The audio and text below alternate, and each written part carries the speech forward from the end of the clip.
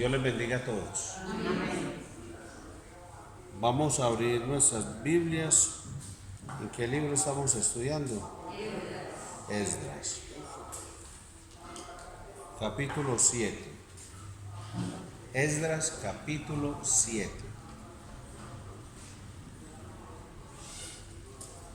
Y el estudio de hoy será de Esdras capítulo 7, versículo 1 al capítulo 8, versículo 36. Esos dos capítulos del libro de Esdras son los que van a contener la exposición de esta mañana. Vamos a hablar acerca de la bondadosa mano del Señor.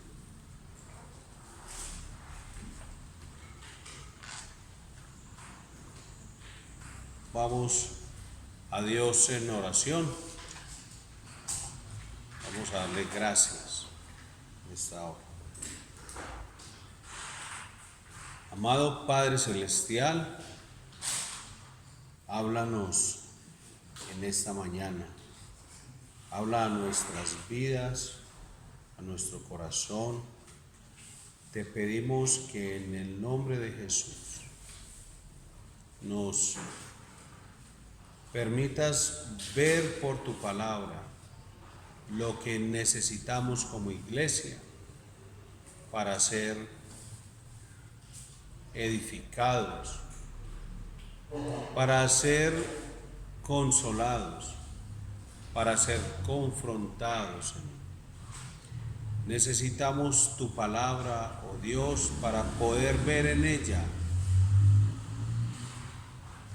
que tu mano es la más bondadosa de todas, Señor.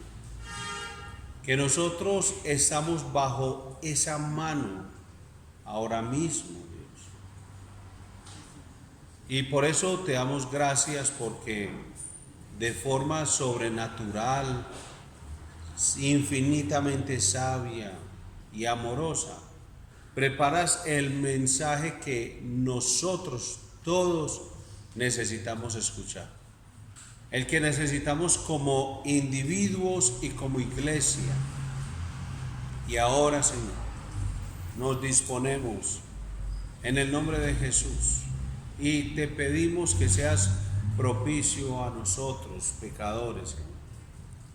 Porque en este momento estamos reunidos como tus hijos, pero no porque tengamos un privilegio sobre los demás hijos tuyos, sino que por tu gracia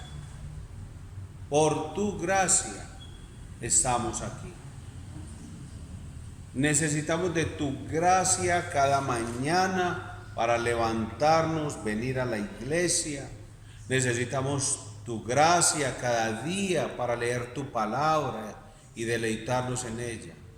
Necesitamos tu gracia para escuchar tu palabra y obedecerla, aplicarla, meditarla, escudriñarla, Señor.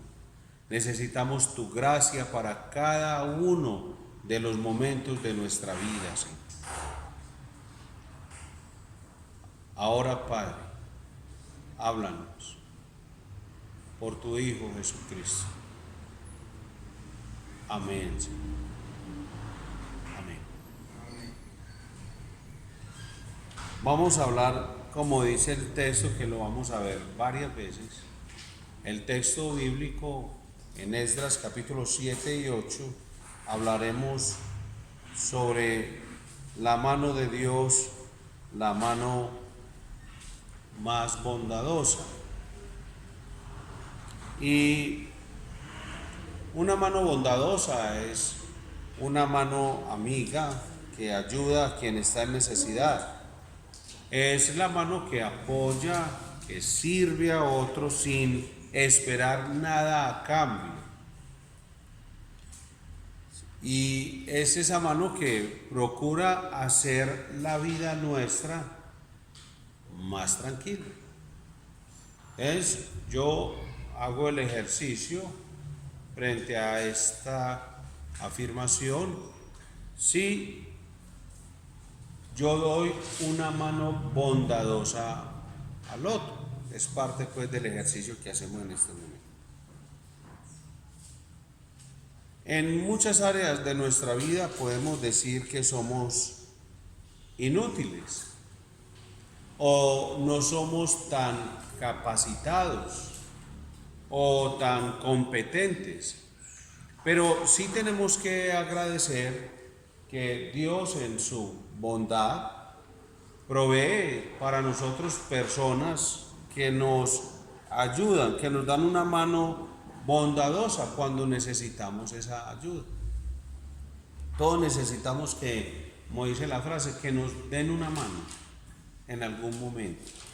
Necesitamos una mano amiga que nos ayude en momentos difíciles, en momentos tristes. O como cuando tenemos un trasteo, que nos vamos a pasar de casa, necesitamos muchas manos, necesitamos mucha gente que nos ayude porque no podemos hacerlo nosotros solos.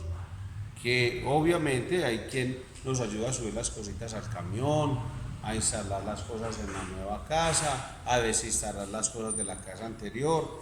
En fin, siempre necesitamos la experiencia de alguien para hacer el trabajo, para hacer lo que nosotros necesitamos hacer. Entonces, estamos dando como esta ilustración referencial para que tengamos idea hacia dónde apunta el estudio de esta mañana. Y pues habrá quien diga que no necesita de nadie. Eso pues es una cosa muy particular. Pero en general, el ser humano siempre necesita una mano de ayuda, una mano amiga, una mano bondadosa para algo físico, para algo sentimental o para algo intelectual o en algo espiritual. Pero hay una necesidad mayor que ninguna mano de este lado de la eternidad nos puede ayudar. Vamos a mirar el contexto y veamos lo que Esdras nos puede enseñar sobre esto. Un contexto, vamos a mirar el contexto literario. Ya hemos visto en otras enseñanzas el contexto geográfico o cultural y ya pues tenemos una idea. Cuando entramos a estudiar el libro de Esdras ya tenemos una idea en qué ambiente, en qué escenario nos estamos moviendo, pero en este caso necesitamos un entendimiento del contexto literario. Los primeros retornados a Jerusalén, liderados por Zorobabel y Jesúa, ya habían restaurado el altar, habían iniciado la construcción del templo, ya habían echado los cimientos del templo cuando fueron intimidados por sus enemigos, los vecinos samaritanos, y detienen la obra. En eso lo vimos en el capítulo 4. En los capítulos 5 y 6 el Señor le envía al profeta Ageo, Zacarías, para confrontarlos y animarlos para continuar. Ellos reinician y terminan la construcción de la casa de Dios, la dedican a Dios por medio de sacrificios y celebran la Pascua. Capítulos 5 y 6. En esos capítulos 7 y 8, Artajerjes, rey de Persia, le concede a Esdras, quien era sacerdote y experto en la ley de Dios, volver a Jerusalén junto con otros más para escudriñar y enseñar la ley de Moisés. Y en los capítulos 9 y 10, Esdras describe la mezcla que hubo entre el pueblo de Dios, principalmente de los líderes, con las mujeres de los pueblos paganos. Eran pueblos circundantes, pueblos vecinos, y los hombres, los líderes del pueblo, fueron y se mezclaron con esas mujeres. Y también habla acerca de la decisión que deben tomar para buscarle una, digamos, entre comillas, una solución a ese problema, que realmente es un asunto de decisiones. Bien, ya con este contexto literario, que sabemos que el capítulo 7 y 8 está enmarcado dentro de este contexto de esta situación y esta historia, miremos de cómo vamos a ver las posiciones esta mañana. Lo primero que veremos es en los versículos 1 al 26 del capítulo 7, el deseo y la carta. Los versículos 27 y 28 del mismo capítulo hay una doxología por parte de Esdras. Luego en los versículos 1 al 20 del capítulo 8 está los del segundo regreso, y del 21 al 36 del capítulo 8 está la experiencia del retorno. Entonces vamos a ver la historia en 4 partes. ¿Qué es lo que debemos encontrar al final de la enseñanza? Después de que terminemos de ver estos 2 capítulos, ¿qué debemos haber aprendido? Que la mano de Dios es bondadosa, favorece a Esdras para regresar junto con otros judíos a Jerusalén, para escudriñar y practicar y enseñar la ley de Moisés. Eso es lo que resalta dentro del texto, y que al finalizar esta enseñanza debe quedar como un sello en nuestro corazón. Hablemos del deseo y la carta, versículos 1 al 26 del capítulo 7. Recuerden que estamos leyendo para la enseñanza en una versión de la Biblia textual. Después de estas cosas, que es la frase inicial del capítulo 7, pasadas estas cosas. En el reinado de Artajerjes, rey de Persia, Esdras ben Seraías, hijo de Azarías, hijo de Hilcías, hijo de Salum, hijo de Sadoc, hijo de Ahitob, hijo de Amarías, hijo de Azarías, hijo de Merayot, hijo de Seraías, hijo de Uzi, hijo de Buki, hijo de Abisúa, hijo de Finees, hijo de Eleazar, hijo de Aarón, primer sacerdote. Este Esdras subió de Babilonia, donde era diestro escriba de la ley de Moisés, dada por el Señor, Dios de Israel, y el rey le concedió toda su petición, según la mano del Señor su Dios era sobre él. Mire que ahí aparece esta frase que es importantísima en estos 2 capítulos.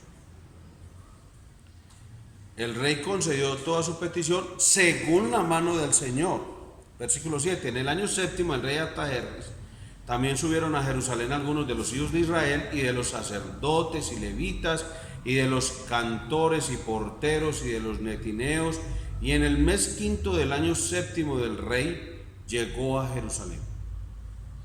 Porque el primero del mes primero había sido el inicio de la subida de Babilonia, y al primero del mes 5º llegó a Jerusalén según la bondadosa mano de Dios sobre él.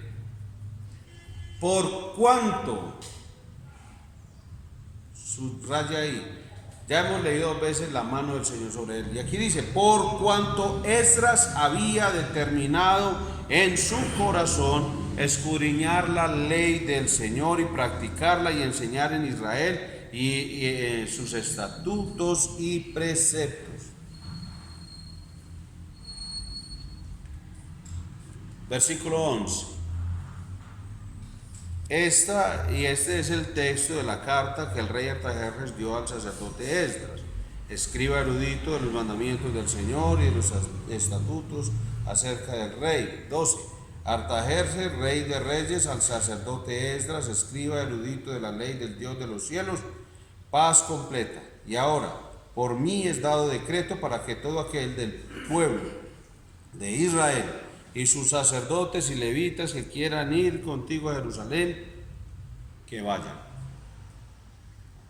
Tenemos ahí.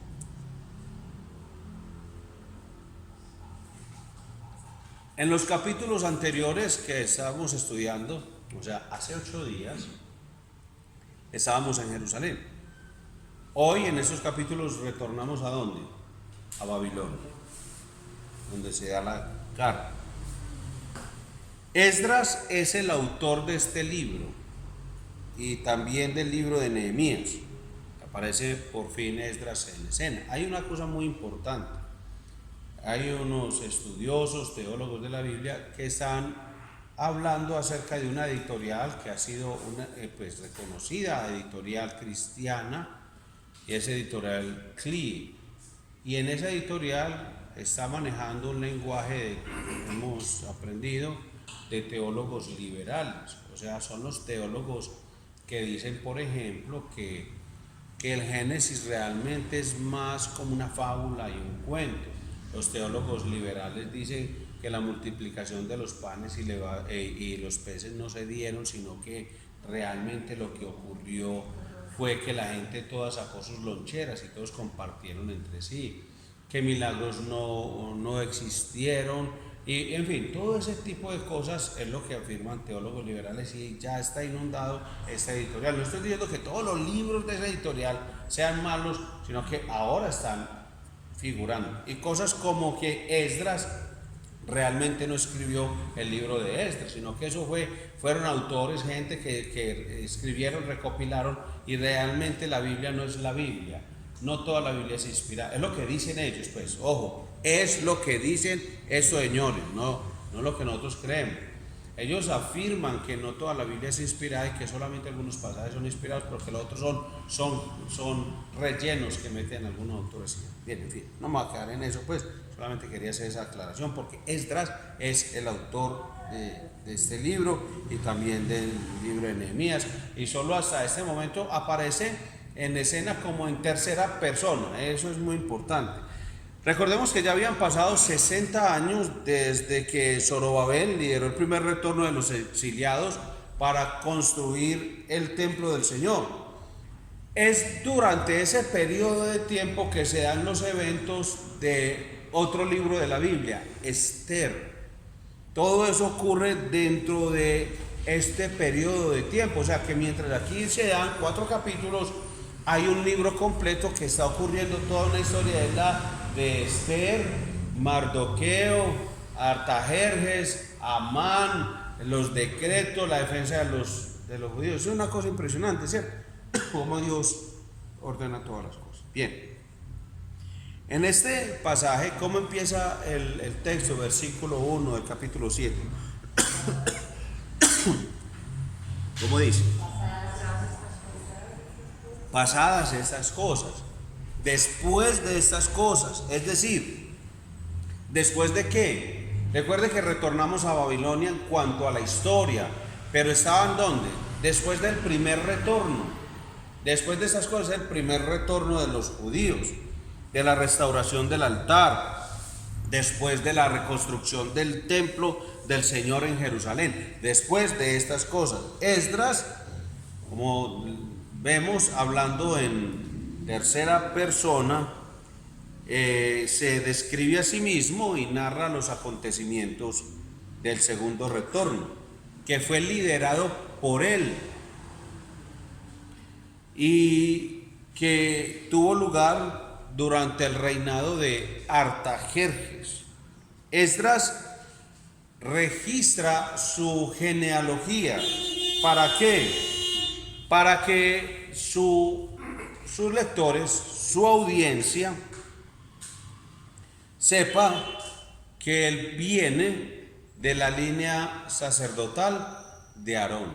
O sea, él quiere dejar claro que él no es un sacerdote que se autodesignó, se autonombró y que apareció ahí por sus habilidades propias para nombrarse tal cosa, sino que él tiene un linaje sacerdotal desde Aarón. Además, el texto dice que fuera de ser sacerdote era un escriba diestro o experto en la ley de Moisés. Eso también es muy importante, recordemos, toda escritura es, exacto, Dios el Espíritu Santo no está rellenando el contenido del libro de Esdras. Es necesario que entendamos todo esto, y esto le da mucha firmeza y solidez a toda la historia del libro de Esdras. ¿Por qué hace esto? Porque este doble papel de Esdras lo convierte a él en la persona necesaria, importante y calificada para liderar el segundo retorno de los judíos. Este grupo y el primer grupo de retornos que habían vuelto con Zorobabel necesitaban, de acuerdo al texto, algo que resalta ahí mismo, necesitaban desesperadamente la instrucción sobre la ley de Moisés, sobre la palabra de Dios. Es decir, ellos habían retornado, y decimos que ya han pasado de eso, ¿cuántos años? 60 años. Pero mire que hasta ese momento, imagínense usted 60 años construyendo, trabajando, se detiene la obra, vuelven y empiezan y todo lo demás. Pero ¿qué está ausente? El estudio de la palabra de Dios.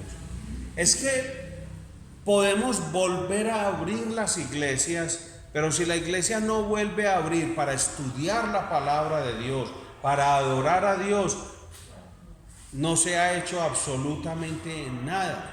O sea, ¿de qué me sirve si yo soy cristiano de la iglesia cristiana de Villahermosa y me alegro porque abran, pero digo, pastor, muy bueno que abrieron, en estos días voy, porque es que de nada le sirve, a esa persona no le está haciendo de ningún provecho? ¿Y de qué me serviría a mí como pastor decir, abrieron la iglesia, ya tenemos todos los protocolos, pegamos todas las cintas, pegamos todas las cosas, pero yo les digo después cuando nos volvemos a reunir? O sea, ¿de qué nos sirve? ¿Qué era lo que necesitaban desesperadamente? La palabra de Dios, la instrucción sobre la ley de Moisés. Esta realmente es la necesidad más importante de estas personas. Y Esdras, como sacerdote y como escriba, él está muy interesado en suplir esa necesidad para el pueblo. Se dice por la tradición. Cuando decimos por la tradición, no está escrito, pero hay otras fuentes externas, otros escritos paralelos en tiempo ni espacio al libro de Esdras. Algunos escritores hablan acerca de Esdras, y dice la tradición que Esdras podía escribir la ley de memoria. Una cosa, pues, asombrosa, o sea, desafiante desde cualquier punto de vista. Aquí vale la pena preguntar, ¿cuánto de la palabra de Dios está atesorada en tu corazón?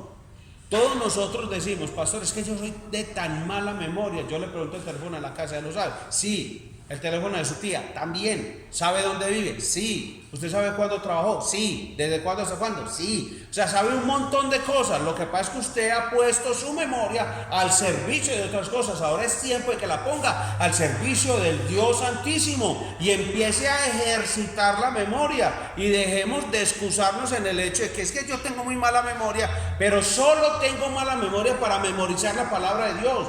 Pero si a mí usted me dice, pastor César Moreno, y se acuerda de mí, o sea que tiene memoria. Si se acuerda de mi nombre, puede acordar de otro nombre que está en la Biblia.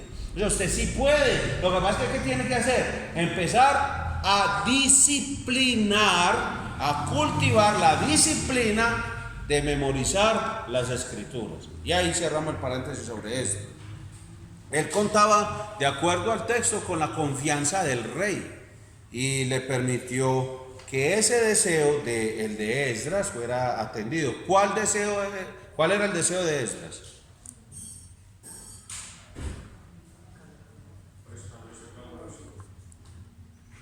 Retornar a Jerusalén y ¿cómo? Esa, escudriñar la escritura y enseñar la escritura. O sea, la ley de Moisés. Ya estaba el altar, ya estaba el templo, pero no se estaba haciendo o cumpliendo aquello para lo cual fue diseñado el altar y el templo. Se necesita que la palabra en medio del templo. ¿Él contaba con el favor del rey para realizar esto? Sí. El rey le dijo: los que vayan a subir a Jerusalén para que cumplan el deseo de este hombre llamado Esdras, que es escudriñar las escrituras y enseñar las escrituras, la ley de Moisés. Pero por encima de eso, y principalmente, contaba con la bondad de Dios. Como dice el texto, según la mano del Señor, su Dios era sobre él. Por eso él hablaba como si escribía como si estuviera hablando de otra persona, pero estaba refiriéndose a que la mano de Dios estaba sobre él. A Esdras lo caracterizaba, ahí leemos en el texto, esa expresión. Reconoció que la buena mano del Señor estaba en todos sus caminos. Esto sucedía cuando, durante el 7º año del reinado de Artajerjes. Entonces, junto con Esdras subieron sacerdotes, levitas, cantores, porteros y netineos. El recorrido era de aproximadamente 1440 kilómetros, lo que significaba 4 meses. Y ahí dice, desde tal día hasta el tal día. Y al primer día del 5.º mes, o sea, eso es, 4 meses se demoraron para llegar allá. ¿Y cómo llegaron allá? Según la bondadosa mano del Señor, que estaba sobre él. Ahora, ¿cuál era su deseo y petición? Subir a Jerusalén. ¿Cuál era su objetivo, propósito y determinación? ¿Para qué quería subir a Jerusalén? Porque es que se vuelve romántico el hecho de que él iba a Jerusalén, pero ¿para qué? O sea, tenía que haber un propósito, una determinación, un objetivo, y era escudriñar la ley del Señor, practicarla y enseñarla en Israel, sus estatutos y decretos. Lea, hermano Wilson, el versículo 10, por favor. Amén. Porque Esdras había preparado su corazón para inquirir la ley de Jehová y para cumplirla, y para enseñar en Israel sus estatutos y decretos. Eso. Entonces, de acuerdo al texto, Esdras había preparado su corazón para estas cosas. Entonces hemos oído mucho al respecto. Esdras era un hombre competente, un hombre sobrio, de sano juicio, poderoso en las escrituras, y era un instructor hábil para sus hermanos. No, hay algo muy importante, no era alguien que enseñaba lo que no estaba en su corazón, téngalo presente. Él no enseñaba lo que no estaba en su corazón. Él había empezado a preparar su corazón para buscar la ley del Señor. Ahora, cuando yo estoy diciendo esto esta mañana, esta enseñanza no es solo para el pastor Fabio y para este servidor, o solo para los que enseñan, y lo voy a decir, oficialmente la palabra de Dios en la iglesia. Porque podría yo pensar que esto es solo para los maestros de escuela bíblica infantil, o de adolescentes y jóvenes, o solo para el pastor Fabio y César, o para los ancianos de la iglesia que ayudan en la predicación de la palabra. Esdras, como todo hijo de Dios, había preparado su corazón para buscar la ley del Señor. Expuso su ser más íntimo, cuando dice su corazón, bajo el dominio de la verdad de Dios. Hermano, es ir a Dios y que la palabra, las escrituras gobiernen lo más íntimo de mi vida. Sus afectos estaban controlados por las escrituras. siempre hay una pregunta. ¿Expones tu ser más íntimo bajo el dominio de la verdad de Dios? ¿Tus afectos están controlados por las Escrituras? El texto dice que él estaba en sintonía con la voluntad de Dios y por eso estaba preparado para ayudar a corregir e instruir a otros. Estaba preparado, ¿por qué? Porque el primero, ¿qué? Estaba gobernado, preparado. Estar preparado significa que él exponía su corazón a las Escrituras. Estar preparado, porque ahí dice estaba preparado, él preparó su corazón. ¿Eso qué significa? Que él se exponía a la palabra de Dios. Significa que sus afectos los controlaban las Escrituras. O sea, él no reaccionaba de acuerdo al alma, a las emociones, a las situaciones, a las circunstancias, al ir y venir de las situaciones, que porque habló Artajerjes o porque dijo Ciro, porque tal cosa. Él no se movía por eso. A él, sus afectos, sus emociones los gobernaban las Escrituras en cada aspecto de su vida. No solamente para decir, no, para ser un albañil y pegar ladrillos. No, señor. Estaba en sintonía con la voluntad de Dios. Para usted poder enseñar y ayudar a otros e instruirlos con la palabra de Dios, usted primero tiene que estar en sintonía con la voluntad de Dios. Como maestro, como padre, como hermano. Antes de preparar su mente, preparó su corazón.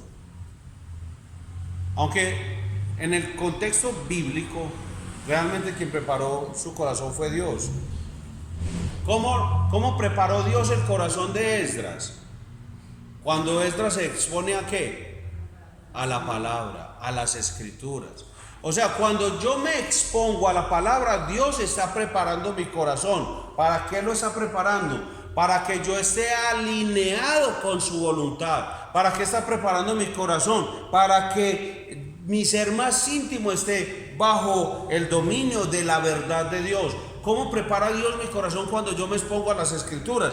En que mis afectos empiezan a ser controlados por la verdad de la palabra de Dios. Así de sencillo. Es decir, que hay un cristiano que es como un loquito, que no tiene dominio propio y que hace lo que se le vino a la mente, que dijo lo primero que se le ocurrió y que actúa de esa manera impetuosa e impulsiva. Uno dice, esa persona, no estoy diciendo que no sea cristiano, no estoy diciendo que vaya a irse para el infierno. Estoy diciendo, ese cristiano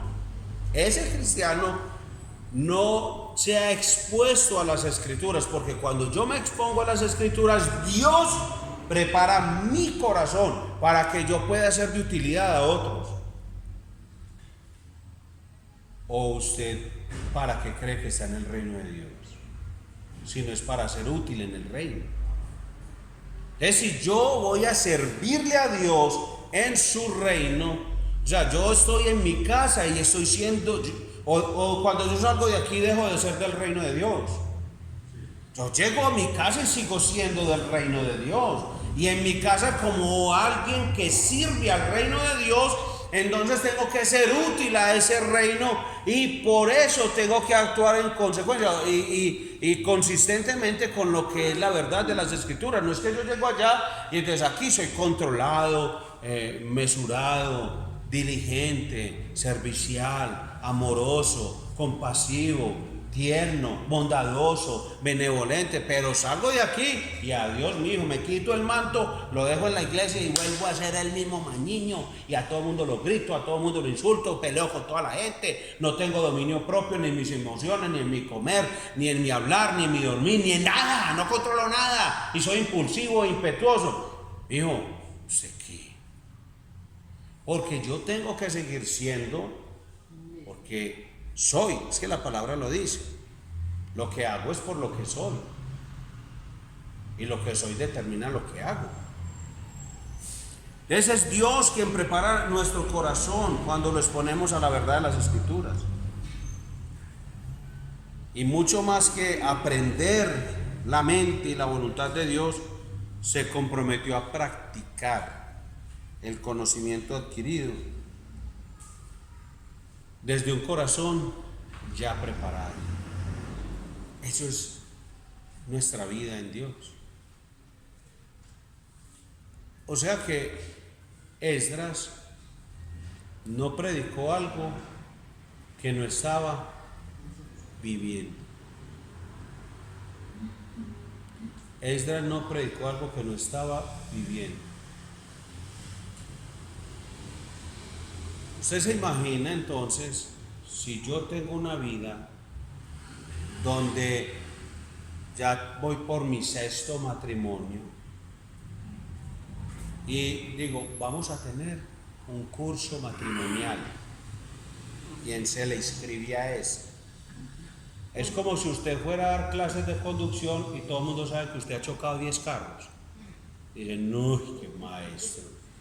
Estoy poniendo un ejemplo bobito, pues lo del carro, porque el otro sí es muy importante, pero es lo mismo.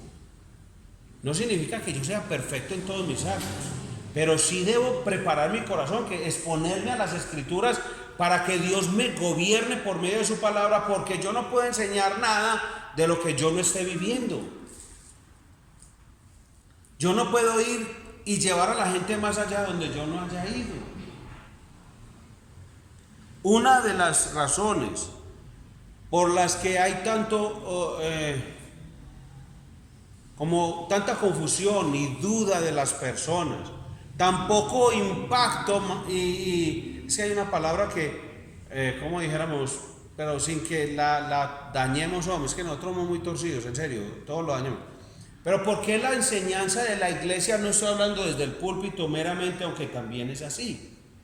Pero ¿por qué la enseñanza del cristiano como tal no tiene poder en la vida de otras personas?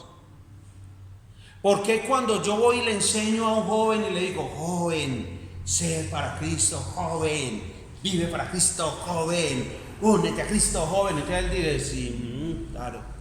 El joven que no ve en mí, ve puro discurso y aire caliente, pero no está viendo una vida transformada, no ve una vida de obediencia y dice, sí, muy chévere lo que dicen allá, pero es porque la predicación que se enseña hoy tiene la falta de la práctica y el ejercicio de la verdad de manera constante antes de ser proclamada. Entonces, quienes están a cargo de enseñar la palabra son personas que no viven la palabra, y estoy hablando a nivel de toda la iglesia y a nivel de todos aquellos que se dicen ser líderes de religiosos y que abren supuestamente una Biblia para enseñarla. ¿Por qué la gente ha perdido tanta credibilidad en la palabra de Dios y en la religión? Y claro, como es que a nosotros todos dicen, Jesús, todo lo que diga Jesús, sean los musulmanes, lo que sea, todo lo meten en una bolsa y dicen, esos son los mismos.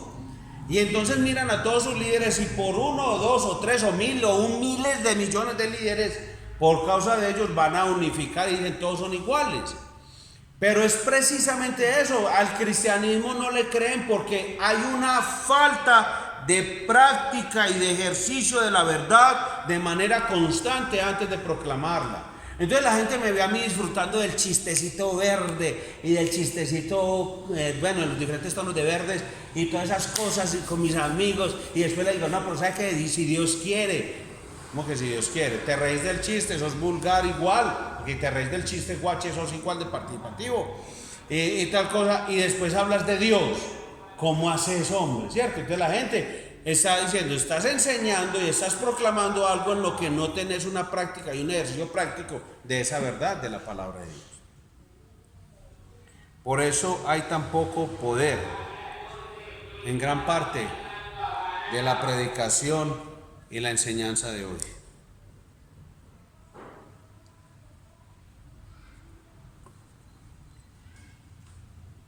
El camino de pasa como cuando uno está viendo una película y le empiezan a hablar y uno dice, y llegan las propagandas y nadie le habla a uno y uno dice, háblame. Ya no tiene nada que decir. En las propagandas de callan, pero cuando están en la película le van a decir, ¿quién es el protagonista del homicidio? Tengo algo que decirte, y si le hablan a uno. Así está el aguacatero. Come que calla y tome tinto.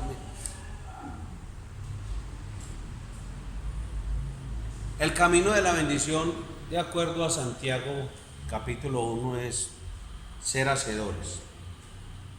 Ser hacedores. Y a partir de ahí, enseñar. No enseñe si usted no hace. No enseñe. Algunas veces hasta me he atrevido a decir, no diga siquiera que es cristiano, si no va a comprometerse con practicar la verdad de la palabra de Dios, para que su enseñanza tenga poder sobre la vida de los demás. No es que la palabra necesite mi fuerza, mi tal, no, la palabra en sí misma es poder de Dios para salvación, pero no tiene consistencia ni congruencia, y la gente está mirando el instrumento tanto como el contenido. Yo puedo falsamente, hipócritamente decir, no, pero ponga los ojos en Jesús, no en mí, y tal cosa. No, la gente los pone en mí. Es que Jesucristo lo dijo, y ustedes van a ser testigos míos. Ustedes van a recibir el Espíritu Santo para que puedan dar testimonio de mí.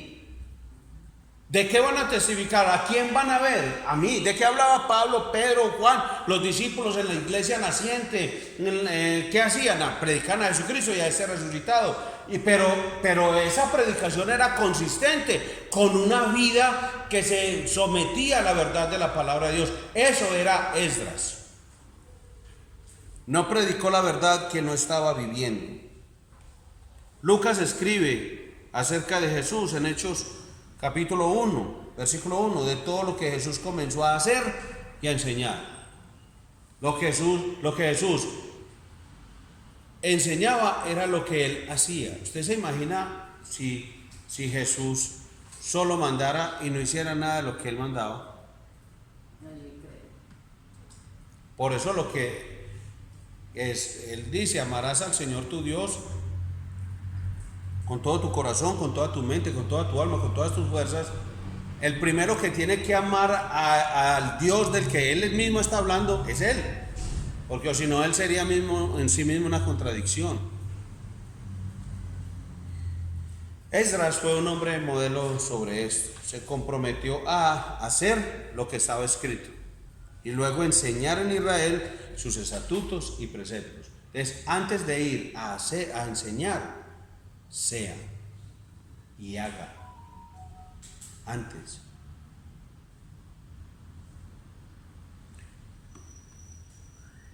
La pregunta es si nosotros estamos sirviendo así a nuestro Señor y Maestro. Nos esforzamos en seguir el orden que Esdras siguió para honrar las Escrituras, es decir, escudriñar, practicar y enseñar. Ese es el orden. Escudriñe las Escrituras, practíquelas y enséñelas. Muchas personas vendrán a nuestra iglesia, se acercarán al pastor Fabio, a este servidor, y van a decir, yo soy fulano de tal, vengo de tal parte, yo tengo tal carta de recomendación y tal cosa. Muy bueno, y eso es importante. Pero ¿qué espero yo de una persona que viene a la iglesia? Esté aquí, que yo lo vea que está oyendo, exponiéndose a las Escrituras, que las escudriña, y en lo que a mí se me permite ver, que practica, y de pronto algún día tal vez enseñe. Pero si yo no veo eso, ¿cómo puedo saltarme este principio que aparece aquí en estos? No puedes practicar algo que no escudriñas y no sabes. ¿Usted cómo va a practicar algo que desconoce? Sí, no puede. Primero hay que escudriñar y conocer. No puede enseñar algo que no practica. Bueno, de poder, técnicamente sí, lo hacen muchas personas, pero no podemos como cristianos, hablando en los términos de los decretos y estatutos del Señor. Y para enseñar debemos practicar, y para practicar debemos escudriñar. Que la bondadosa mano de Dios nos ayude a buscar estas mismas cosas en este mismo orden: escudriñar, practicar y enseñar. ¿Quiere que su enseñanza tenga poder en la gente a la que usted le enseña? practique. Y quiere saber cómo y qué practicar, escudriñe. Puede que no lleguemos al nivel de Esdras, de saber de memoria toda la ley, de saber de memoria todas las escrituras, pero sí podemos esforzarnos en cada día memorizar la palabra de Dios, cada día. El ejercicio que invita siempre el estudio de los lunes es a leer 7 capítulos de la Biblia, de algunos libros diferentes,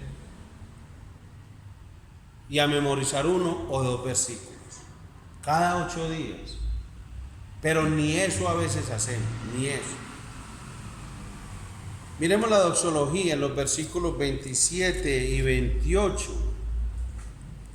Bendito sea el Señor Dios de nuestros padres, que puso tales cosas en el corazón del rey para embellecer la casa del Señor que está en Jerusalén, y extendió sobre mí su misericordia ante el rey y sus consejeros y ante los poderosos gobernadores del rey. Y yo, fortalecido por la mano del Señor mi Dios sobre mí, reuní a los jefes de Israel para que subieran conmigo. Bendito, bendito. Esdras entra con fuerza en esta porción de la escritura con una doxología repentina, con una alabanza exuberante, proclamando la bondad y la misericordia de Dios, diciendo que Dios había sido bueno sobre sus vidas. El corazón de Esdras se llena de regocijo al recibir y al leer la carta del rey. Él está leyendo lo que escribe Artajerjes y ¿qué produce eso? Adoración, una exaltación exuberante.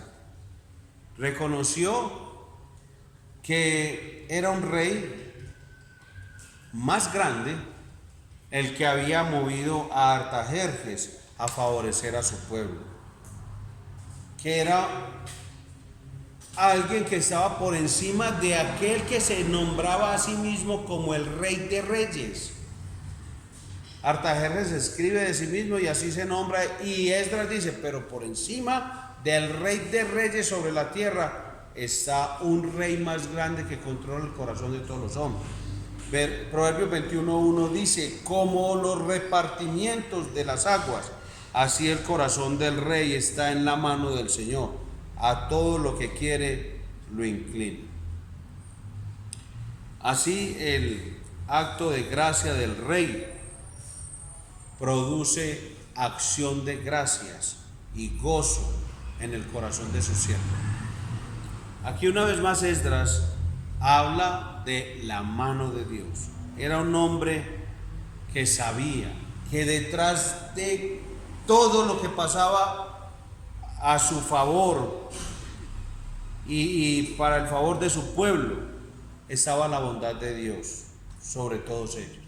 O sea, él en ningún momento se atribuye méritos, ni reclama para sí honor o reconocimientos. Y mire qué labor tan inmensa, tanto en lo físico como en lo espiritual. Y no se está atribuyendo ni se está rogando cosas que no le corresponden.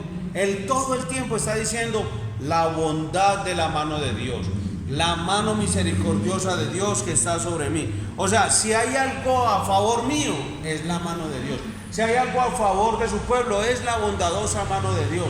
Eso era lo que Esdras todo el tiempo estaba diciendo. Por todo eso, dice el texto que el reconocer esa verdad, hermano, cuando usted y yo lo hacemos, nos va a pasar lo mismo que a Esdras. Vamos a ser fortalecidos para llevar a cabo el objetivo con determinación, como él, que con los otros líderes que subieron a Jerusalén, él fue fortalecido, pero él no se fortalecía en repetir ¿cómo es que se dice eso de la nueva era? Mantras. Él no se repetía frases de motivación, él no se mandaba a sí mismo, yo soy el tigre que mora en mí, y él no se decía que aunque salga una pantera y yo sea un montón de frases, uy hermano, tan diabólicas, porque es que eso no procede del corazón de Dios, porque a toda hora es el hombre en el centro, hermano. El pecado de Adán y Eva fue que se pusieron en el centro de la adoración, y ahí para allá, hermano, todos nosotros venimos siendo lo mismo, somos egocéntricos, hermano, y queremos la adoración, y así somos, y por eso decimos, porque no soy fortalecido. Hombre, si usted ha estado viniendo los días sábados por la noche a estudiar los salmos, usted se ha dado cuenta que si algo ha hecho Dios todo el tiempo, pues nosotros somos como las cucarachitas. Bueno, habrá otro bicho menos fastidioso que las cucarachas, pero somos como un perrito cansón, que uno es moviéndolo y él vuelve, y uno lo mueve y él vuelve. Así somos nosotros con Dios. Dios es por medio de su bendita palabra. Él cada sábado viene y nos dice, es que quítese del centro, es que déjenme, quítese del centro, y nosotros volvemos y nos ubicamos en el centro, en el centro. Hermano, decimos, ¿y por qué no soy fortalecido en esta palabra? Es que yo no creo. Ustedes sí creen en todo. Es que yo no sé, yo vengo y escucho lo mismo. Yo oigo al pastor que dice que venga el sábado, yo oigo, pues yo no soy fortalecido. ¿Por qué no sos fortalecido? ¿Por qué no recibí los beneficios de la palabra de Dios en tu vida? ¿Por qué no? Porque es que vos estás recibiéndolo como si fuera algo para que te lave el cerebro, y con base en eso entonces vas a decir, bueno, si yo hago esto, lo que sigue es esto. O sea, si yo oigo esto, de acuerdo a lo que dijo el pastor César sobre la enseñanza de los sábados, entonces me va a pasar esto. ¿Acaso es hechicería o magia? Expóngase a la palabra de Dios y reconozca que detrás de cada cosa que ocurre en su vida está la bondadosa mano de Dios. Ahí Dios me hace así. Y él queda en el centro, hermano, y él recibe adoración. Y por eso Esdras fue fortalecido para cumplir los propósitos y los objetivos. Él iba con un montón de gente, sube a Jerusalén, pero él adora a Dios. ¿Usted a quién adora en medio de las pruebas? ¿Usted a quién va y le reconoce, Señor, vea, yo estoy en bendición, es su bondadosa mano? Señor, estoy en escasez, es su bondadosa mano. Señor, estoy aliviado, es su bondadosa mano. Señor, tengo esta enfermedad, es su bondadosa mano. Señor, el mundo se está acabando, y es su bondadosa mano. Y el mundo se está estabilizando, y es su bondadosa mano. Es que siempre tenemos que reconocer que la bondadosa mano de Dios ha estado sobre nosotros, y siempre está detrás de todo lo que ocurre a favor de su pueblo. El escritor de Lamentaciones dice que en el capítulo 3, que si no fuera por la misericordia de Dios, seríamos ¿qué? Consumidos. Si no fuera por la misericordia de Dios. Por eso son necesarias las misericordias de Dios frescas cada mañana. Cada mañana.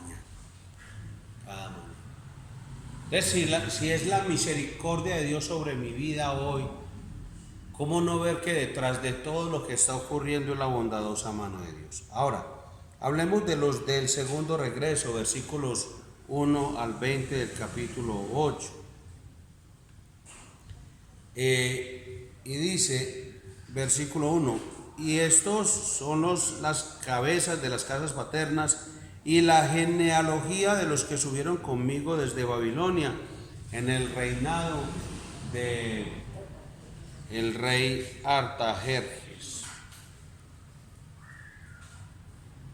Recuerda que en los primeros capítulos también hubo un censo de los primeros retornados, y se dijo, este pertenece a tal familia, etc. Y hubo unas personas que no pudieron confirmar a qué casa pertenecían, o a qué familia, o a qué tribu. No pudieron. Ahí se quedaron, pero no pudieron. Quedaron hasta registrados. Aquí tenemos un registro de las personas que se anotaron para subir a Jerusalén junto con Esdras. Y tal vez no los conozcamos, leemos, y cuando leemos todos esos nombres no nos aparecen los nombres que siempre buscamos en esas genealogías, porque así somos. Nosotros siempre buscamos la popularidad y siempre buscamos asociar las cosas con, ve, y tal cosa. Así, amigo del doctor fulano. Pues así somos, hermanos, así somos. Y le damos esa importancia a eso. ¿Y vos por qué estás aquí? No, es que a mí me conoce don fulano o doña sultana. Y así es el ser humano. Y aún nosotros como cristianos, cuando leemos la palabra de Dios, desconociendo algo fundamental en eso. ¿Y qué es, hermano? ¿Qué es? Primero, que Dios es soberano y que a Él le plació dejar registrados los nombres de estas personas en este libro, que es su palabra, y lo dejó. ¿Por cuánto tiempo quedará escrito eso? Por la eternidad. Esos nombres quedarán ahí. ¿Por qué? Porque Dios es soberano, Él quiso. ¿Por qué? Porque a Dios le importa cada una de las personas de su pueblo. Puede que el nombre suyo y el mío no tenga el reconocimiento mundial de otras personas, pero si usted lo que le importa es el reconocimiento de las personas, se está conformando con muy poquito, porque realmente para aquel que verdaderamente importa, usted importa. Usted importa.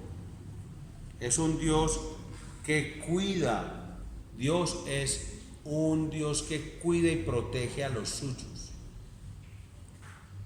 Y estos listados de personas y genealogías también son la evidencia de que nuestro Dios es soberano, que está en control de todo para proteger y cuidar a sus hijos.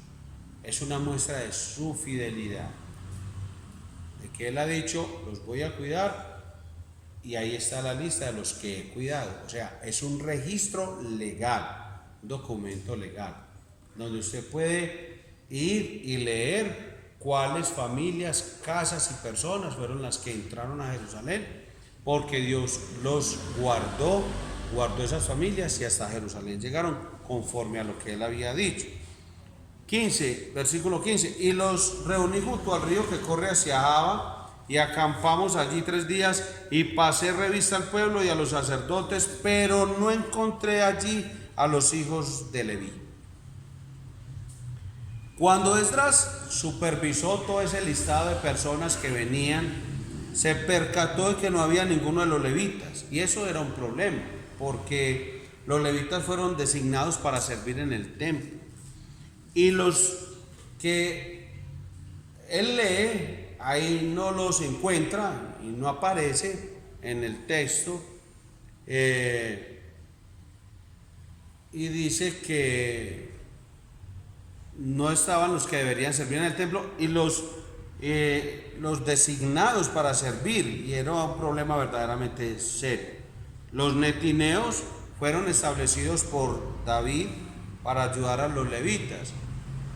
Recordemos que para ayudar en el templo estaban los sirvientes y los hijos de los sirvientes de Salomón, y estaban también, se cree que estaban todos los gabaonitas, que a ellos se refiere cuando habla de que, recuerden el libro de Josué, que Josué fue engañado por esos gabaonitas y él los dejó en el pueblo, y de ahí está este grupo de personas que ayudaban a los ayudantes del templo, que ellos ayudaban a los levitas.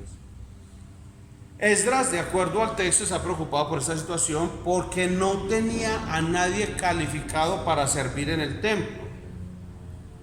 Entonces, para remediar esta situación, Esdras se tomó el tiempo y el esfuerzo para encontrar hombres calificados de la tribu de Leví. Envió a hombres fieles para presentarse ante los levitas y exponerles la importancia de que subieran con ellos.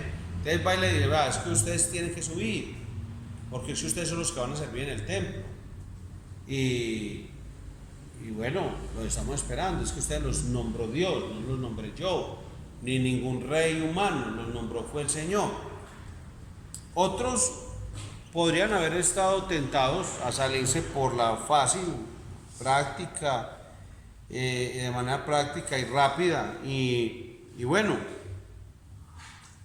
pues el Señor dice, pero mire que es que como nadie subió, entonces hagámosle así, que eso es lo que pasa hoy en día, que se pone cualquier persona, porque como no aparece fulano, no apareció sultano, entonces en vista y en falta, ¿qué hizo Esdras? Mandó por los levitas.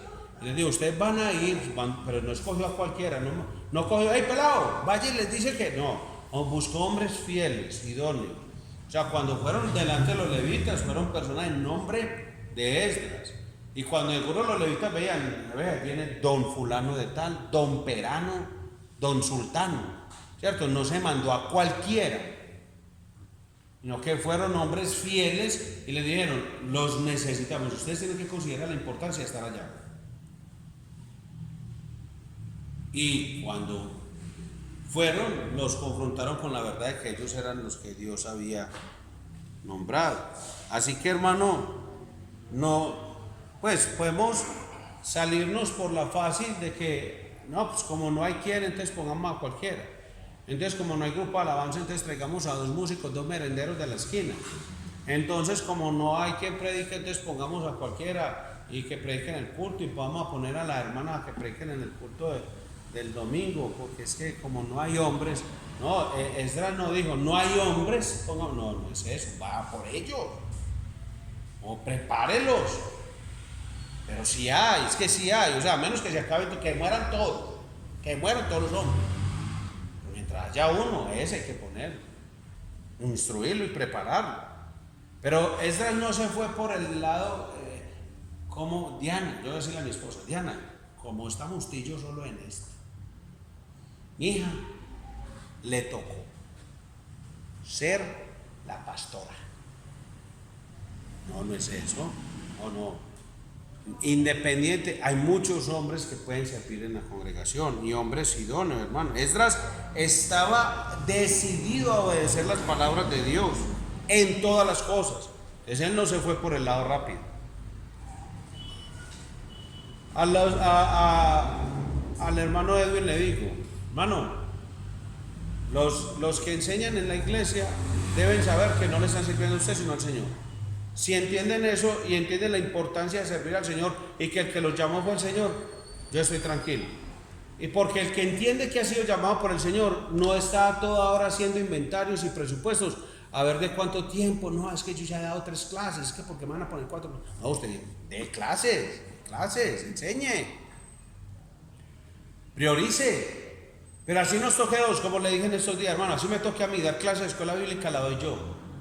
Pero no vamos a poner a cualquiera, o una persona en rebelión, o una persona que no quiere obedecer al Señor y no quiere someterse a los líderes. Y que si lanzamos la invitación a la iglesia, y si en la iglesia no aparece quien quiere enseñar, y que sea idóneo, una persona fiel para enseñar a los niños, o a los adolescentes, o a los jóvenes, hermano, yo enseño a niños, adolescentes y jóvenes, así después se resucite Jetro y venga y me regañe y me diga, vea, eso no se hace solo. Pero no puede ser así, o sea, tiene que haber y tenemos que preparar, tenemos que obedecer las palabras del Señor, en todo, hermano, en todo. Él en especial quería obedecer la ley de Dios en algo que sobre todo era tan importante como los líderes espirituales del pueblo. Es que no se puede poner a cualquier persona, hermano. No, pero es que es el sobrino mío, pues que es un amigo mío, muy amigo No, nos conocemos desde la infancia, yo lo voy a poner ahí. No, eso no tiene nada que ver con parentesco. O sea, es que yo voy a poner a una persona que es líder del pueblo de Dios. Vamos a poner a cualquier persona solo porque sí. Una vez más, Esdras dice, es conforme a la bondadosa mano de Dios. Trajeron a los levitas, varios que estuvieron de acuerdo para subir a Jerusalén. La experiencia de retorno en los versículos 21 al 36. Dice el 21, y allí junto al río de Ahava proclamé un ayuno para humillarnos delante de nuestro Dios, a fin de suplicar de Él un buen viaje para nosotros y para nuestros pequeños, así como para toda nuestra hacienda. Porque tuve vergüenza de pedir al rey infantería y caballería que nos protegiera del enemigo en el camino. Porque habíamos hablado al rey diciendo, todavía, la mano de nuestro Dios está a favor de todos los que lo buscan, pero su poder y su ira está contra todos los que lo abandonan. Ayunamos pues y pedimos a nuestro Dios sobre esto, y Él atendió nuestro ruego.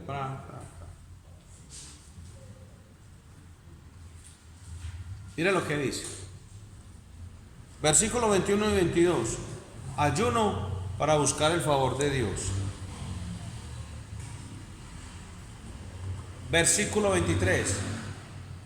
Dios concede la oración. Mire que lo que ellos estaban pidiendo no era algo para sus propios, pues no estaban pidiendo una bicicleta nueva o que Dios les quitara los problemas, no, estaban buscando el favor de Dios. Y cuando uno pide el favor de Dios, como Él quiera hacerlo, y Él concedió la oración. Versículo 24 al 30. Pesaron y contaron las ofrendas recibidas delante de los 12 sacerdotes principales, como está en Levíticos capítulo 3.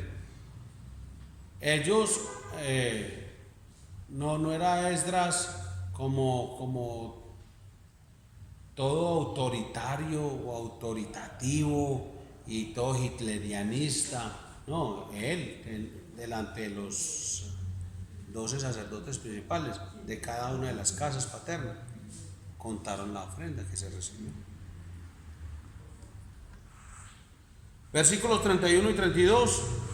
Partida hacia Jerusalén, llegada a Jerusalén y reposo de 3 días. En los versículos 33 al 34 pesaron y contaron las ofrendas por los sacerdotes en la casa de Dios al 4.º día, después de los 3 días de reposo. Versículo 35. Los retornados del exilio presentaron holocaustos, incluyendo los 12 machos cabríos como ofrenda expiatoria por el pecado.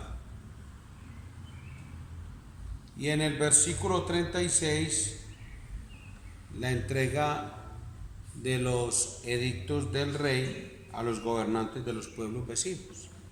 Ahí está todo. Solamente hice como un breve resumen de cada uno de los momentos de todo ese viaje, la preparación, el viaje y la llegada. En los versículos 21 y 22, Esdras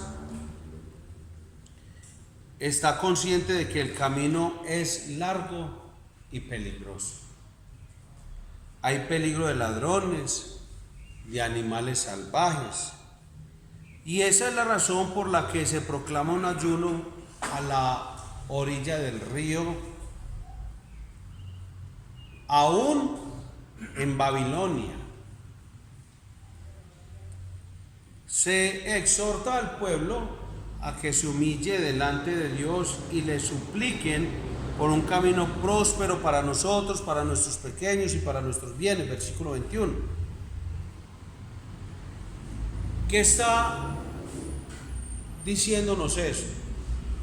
Que dependían total y completamente de Dios y de su mano bondadosa. Es que eso nos humilla, porque de lo que va a salir en el camino, ¿quién sabe?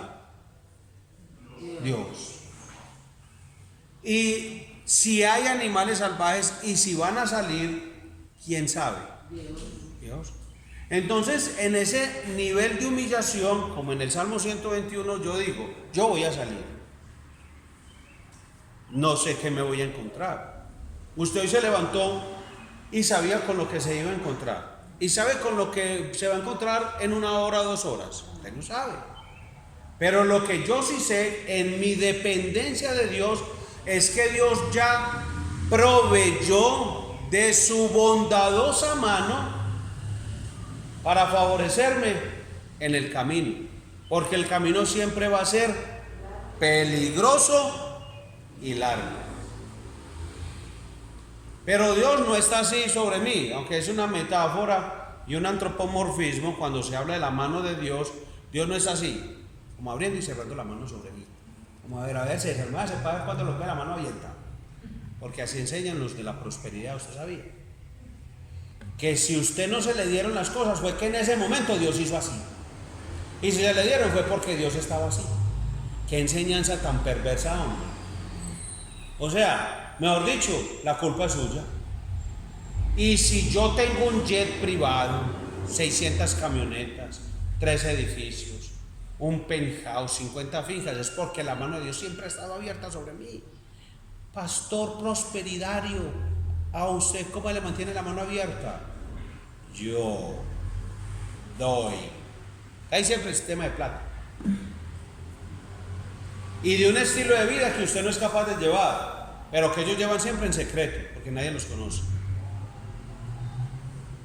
Con la mano de Dios, ¿cómo ha estado? Siempre abierta sobre sus hijos. Siempre está favoreciéndolo a usted. Siempre. Lo que el pueblo necesita ir en ayuno y oraciones para humillar esta dureza de corazón, este orgullo, esta soberbia, esta altivez, este egocentrismo de pensar que las cosas funcionan entre Dios y yo. Somos equipo, Él y yo. Con Dios soy mayoría, Él y yo.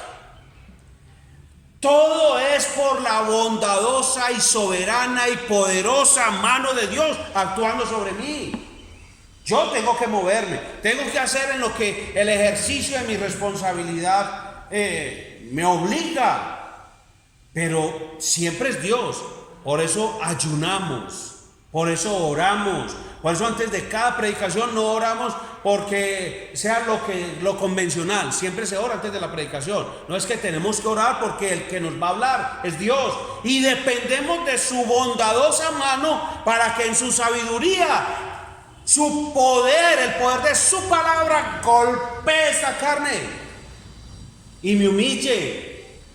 Para que yo pueda después de escudriñar las escrituras, practicarlas y enseñarlas a otros. De lo contrario, es puro aire caliente y vida vacía. Esa es la razón, hermano. Ya no había un arca, una columna de fuego o una nube para guiarlos. Ya no había, como le tocó a Moisés. Y de acuerdo al texto hubiera sido fácil pedir un convoy militar al rey, pero eso de alguna manera era contradecir la convicción que Esdras tenía acerca de que la mano del Señor está a favor de todos los que le buscan. Entonces él no hizo alianzas con el combo de Artajerjes. Él le dijo: hey, Jerjes, ¿cómo voy ahí? Es que me están presionando los del combo de tal parte, necesitamos. No le dijo eso. Él no fue a hacer alianzas con el mundo. Es que el cristiano hace muchas alianzas con el mundo. Y entonces dice: no, es que ¿sabes qué? No, es que el carro mío no me lo tocan. No, ¿por qué? No, es que yo soy parcero del jefe del combo de los chupamedias. ¿Cómo? ¿Vos conocés al jefe de los chupamedias? Claro. Y yo cada mes les doy la liga 2,000 pesos. Y por eso no me roban el carro, porque yo soy amigo del jefe del combo de los chupamedias. En otros casos es: ve, ¿y vos cómo entraste a trabajar aquí? No, es que tengo una prima allá en Marinilla que todos les llaman la del Vaticano. Entonces, como tengo esa prima y todos me ayudan. Entonces siempre somos haciendo alianzas ¿con quién? Con Jerjes, con Artajerjes, con el mundo. Y en Isaías capítulo 31 dice: ¡ay de mi pueblo que hizo alianzas con el mundo! Yo las voy a cobrar, porque miran primero al mundo que a mí. Eso contradice lo que estamos enseñando. Es que nosotros, la mano del Señor está a favor de todos los que le buscan. Tenemos que confiar en eso. O sea, hacemos el ejercicio de lo que obliga nuestra responsabilidad, ¿cierto? Madrugo a trabajar, trabajo honestamente y salgo de trabajar. Soy buen empleado, me someto, hago lo que tengo que hacer. Pero mi confianza no está en esas habilidades o en ser buen trabajador, ni siquiera. Puedo ser el mejor trabajador del mundo y el más productivo, pero en mi trabajo me sostiene la bondadosa mano de Dios que está a favor de los que le buscan. Yo puedo ir tranquilamente por esta calle y si Dios quiere, no me pasa nada. Pero si Dios quiere, van a salir los animales o van a salir los enemigos y me van a atacar. Puedo poner una camarita, puedo decirle a alguien que me acompañe, pero no hago alianzas con el mundo. Esa es la razón que le hizo sentir vergüenza y no pedir la protección del rey. No, él dijo, no, hija, la mano del Señor está a favor mío. Él no se tiró del pináculo, sino que él sabía, es que, vea, aquí puede venir todo el convoy militar y salen 10 leones, 20 hienas, nos pica el chikungunya y 3 malarias y nos morimos todos. Un ejército poderosísimo, el de un chaparrito. ¿Sí saben quién era? Napoleón Bonaparte. Invencible, indestructible. ¿Y qué lo frenó? El frío. El frío. Lo mató el frío. Le frenaron sus tropas, el frío. No otro ejército, el frío. O sea, ¿cómo pelea usted contra eso? Nada. Dios no tiene que reconocer ¿qué? La providencia de Dios. La providencia de Dios. Y el mismo frío después acabó con el ejército de otro chaparrito de bigotico, no Cantinflas, sino hijito, Adolfo, don Adolfo, el de los pan de quesos.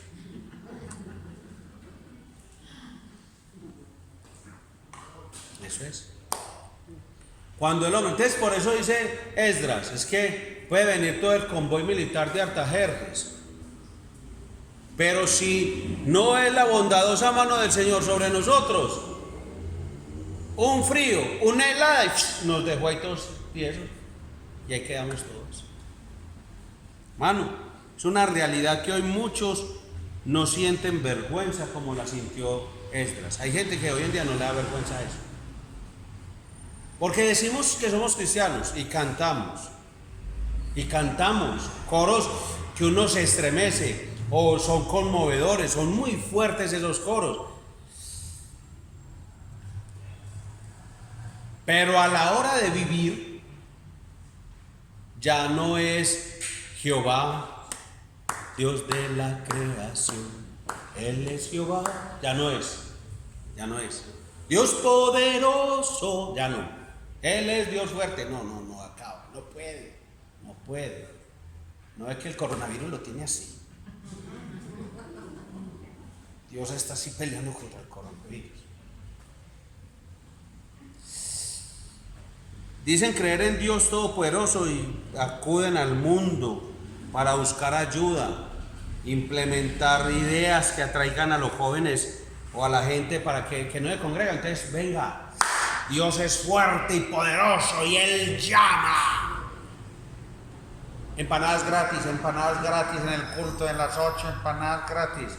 Entonces decimos que Dios es poderoso y que es el que lo ha traído a usted por gracia, pero lo atraemos con gancho y con, no hermano, usted no puede hacer eso, no. Debería darnos ¿qué? Vergüenza, hermano,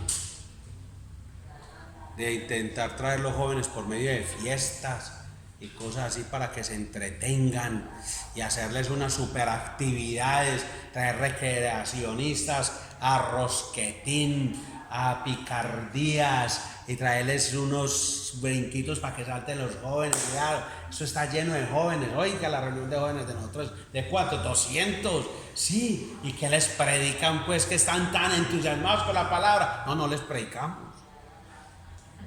Si les predicamos lo espantamos, pero les tenemos unos brinquitos de última generación. Mientras usted salta en el brinquito, lo masajean, le hacen cosquillas, le dan 3 vueltas y cuando cae con una hamburguesa de las del corral, la todoterreno, y una malteada de las grandes, vea, con una porción de papa a la hora. Yo lo que tengo es hambre. Entonces, y usted va así después cuando le regalan camisetas, blue jeans y patines y todas las cosas. Y en esa reunión de jóvenes, y ahí tenemos, vamos para 500, hermano. Así no es. Debería darnos vergüenza, hermano. Terminamos profanando las cosas de Dios, haciendo mezclas entre lo mundano y lo sagrado. Vamos a traer hacer unos conciertos, el conciertazo, y entonces traemos un guitarrista y un baterista, y esos jóvenes son aquí todos electrizados, emocionados, pero no por el poder de Dios que los tira al suelo y los humilla. No. Muy entretenidos. Dependen más de métodos humanos para alcanzar el éxito de las iglesias que de la voluntad de Dios. Ese es el grave problema en muchas congregaciones de hoy, hermano. Diluyen el mensaje del evangelio con métodos y ayudas seculares para que se vuelva más atractivo. Un lenguaje que se vuelve, no, es que eso allá hablan de una forma. Imagínense, yo recuerdo una vez la hermana Gloria Patricia con una de las líderes de las damas, invitaron el encargado de ese lugar, no voy a decir que el pastor, sino el encargado del lugar, porque yo no sé. Y me invitó y me dijo, invité a las damas de su iglesia y tal cosa. Yo dije, no, yo no invité a las damas, pero pensé en algo, voy a hacer el ejercicio de invitar a la hermana Gloria Patricia, le voy a decir que vaya con la hermana que le acompañe, y como yo más o menos ya me imaginaba lo que les esperaba, les dije a ellas, ustedes van a analizar para que vean lo que no se hace en una reunión de damas. Y ellas fueron y se sentaron, casi las expulsan. Al otro día ese señor me llamó, esa señora era que están muy aburridas allá, yo no sé, no he hablado con ellas. No, sí, ellas trataron muy mal a mi esposa, la pastora. Yo, ¿cómo? ¿Tú sabes? Sí, la psicóloga, yo no sé qué, los títulos de yo no sé dónde. Porque una de las cosas que le dijo, venga, ¿por qué no mencionan la Biblia? No, es que a la gente apenas las estamos como ambientando. Por eso aquí ni qué nombre de iglesia tiene, sino familia, no sé qué. Y eso tiene mucho que ver con los nombres de las iglesias. Centro de alabanza, casa de la restauración, yo no sé qué para el hogar y la familia. Un montón de nombres muy sugestivos, pero no dicen, aquí se predica el evangelio, eso no es una iglesia. Y no se predica el evangelio. Mucho coaching, motivación, hacer que la gente se sienta muy bien sin Dios. Eso es humanismo en su máxima expresión. Esa es la doctrina del anticristo, hermanos. La fe y la piedad de Esdras debería darle vergüenza a la iglesia moderna de este tiempo, que se ha rebajado a los estándares del mundo. ¿Qué podemos hacer? Es que mire, yo fui a una reunión y ya hacen tal cosa, ya hacen tal otra. La reunión de la iglesia no se la inventó los hombres, fue Dios el que estableció el diseño para la reunión congregacional. Se adora a Dios y se predica la palabra. Y ya.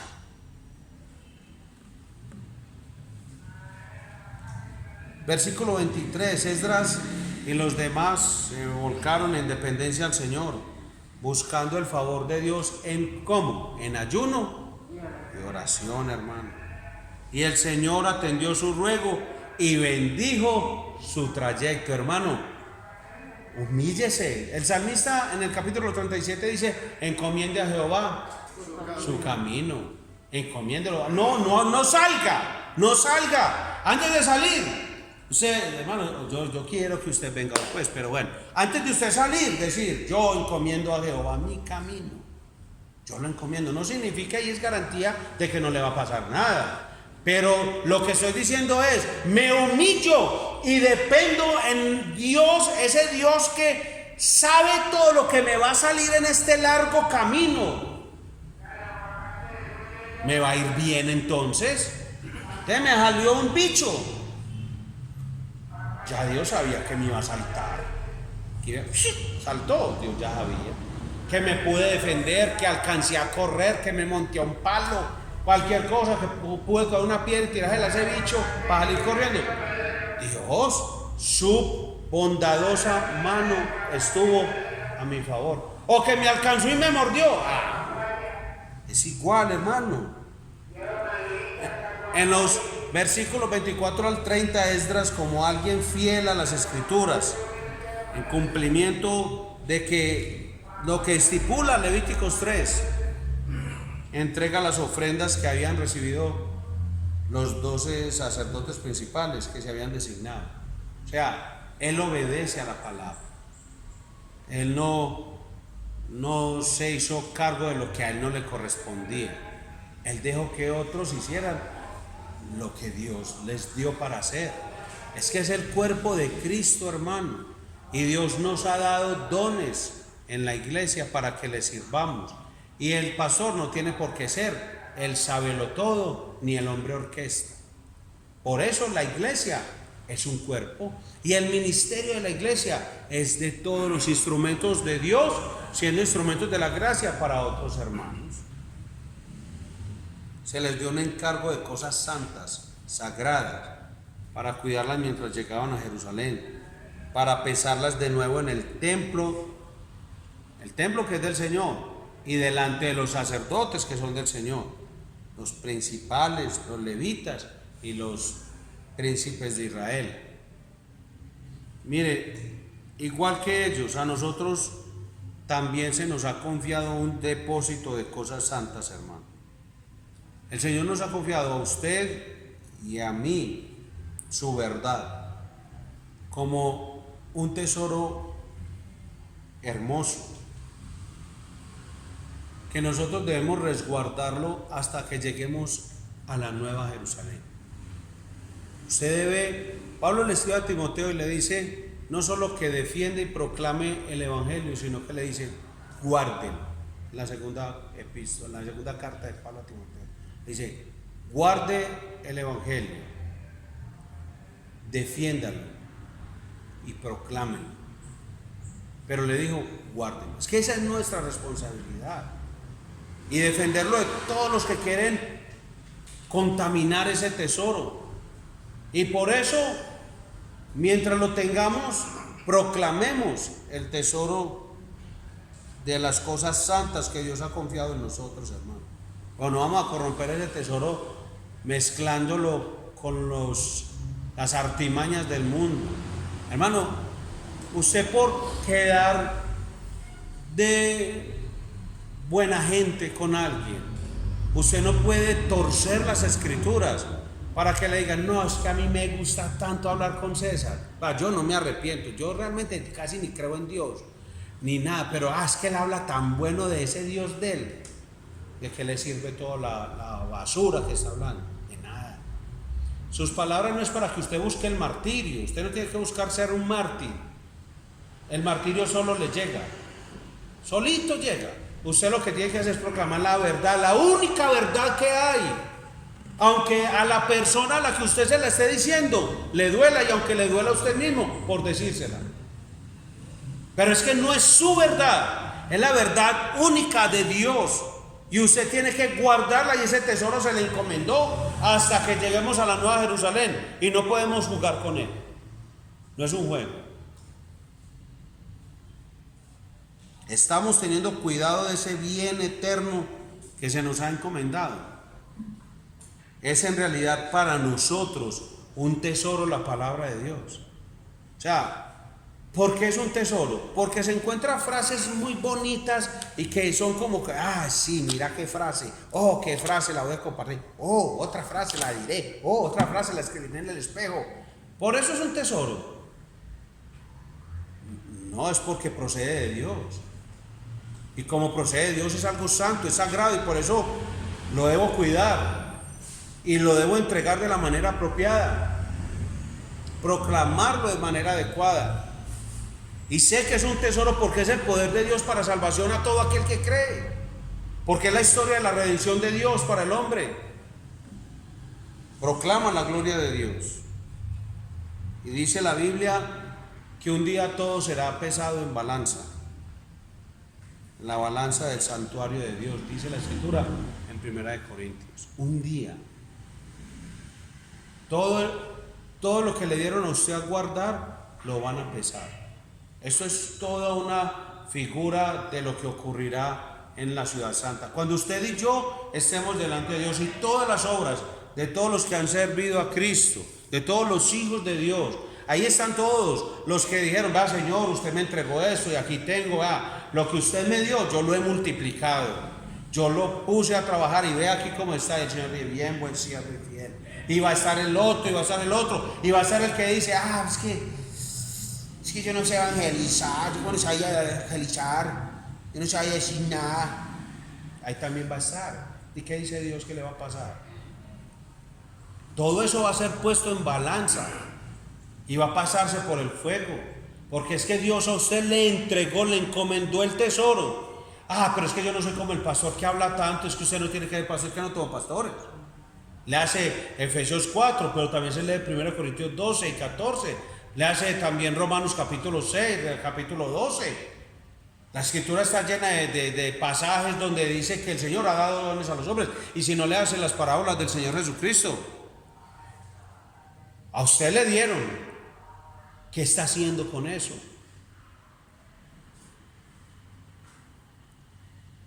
Será pesado y ojalá podamos dar cuentas cabales de aquel día. Versículo 31 dice que después que partieron hacia Jerusalén, Esdras testifica y dice: y la mano de nuestro Dios estaba sobre nosotros, y Él nos libró de la mano del enemigo y de los salteadores del camino. Así es, hermano, es Dios. O sea, si usted empieza un día, lo encomienda a Dios, termina el día. Usted, por más difícil, tortuoso y difícil que haya sido, y oscuro y misterioso ese día, usted, si se ha humillado al principio, se humilla al final y dice: ha sido la mano de Dios la que nos libró del enemigo y de los salteadores. Vivimos días a veces muy complicados y pasamos el día no por nosotros. No es: uy, un día más, otro día, valiente guerrero, porque así nos tratamos. No, usted no es un valiente guerrero. El Jehová de los ejércitos es el todopoderoso en batalla, es Él. ¿Quién va al frente según el Salmo 68? Jehová de los ejércitos va al frente, y dice la Biblia: sean esparcidos todos sus enemigos. Es que, bendito el Señor. ¿Qué tenían que temer de la mano del enemigo cuando estaban bajo el cuidado protector de la mano de Dios? ¿A qué temer? Eso es lo que el cristiano se humilla, y el ayuno, la oración, lo lleva a ese entendimiento. ¿A qué le puedo temer si estoy? La mano de Dios es mi protectora frente a la mano de mis enemigos.